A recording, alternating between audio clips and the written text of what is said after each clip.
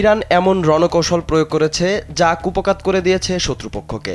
মধ্যপ্রাচ্যের চলমান সংঘাতে এখন আর শুধু সামরিক শক্তির প্রতিযোগিতা নয়, বরং কৌশলগত পরিকল্পনার লড়াইও গুরুত্বপূর্ণ হয়ে উঠেছে, এমনটাই মনে করছেন বিশ্লেষকরা। তাদের মতে সরাসরি সামরিক সক্ষমতায় পিছিয়ে থাকলেও ইরান ভিন্নধর্মী রণকৌশল ব্যবহার করে প্রতিপক্ষকে চাপে রাখার চেষ্টা করছে। এই প্রেক্ষাপটে ইরানের পার্লামেন্ট স্পিকার মোহাম্মদ বাঘের গালিবাফ এক টেলিভিশন সাক্ষাৎকারে দাবি করেন, অপ্রতিসম রণকৌশলের মাধ্যমেই ইরান শক্তিশালী প্রতিপক্ষকে মোকাবিলা করেছে।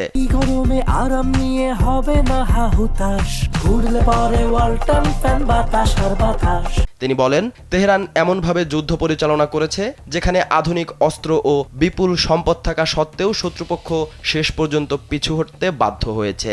গালিবাফ বলেন, সামরিক সক্ষমতার দিক থেকে ইরান যুক্তরাষ্ট্রের সমপর্যায়ের নয়। যুক্তরাষ্ট্রের হাতে অর্থ, সামরিক শক্তি ও উন্নত সরঞ্জামের কোনো ঘাটতি ছিল না, তবে তাদের বড় দুর্বলতা ছিল পরিকল্পনা ও সিদ্ধান্ত গ্রহণে।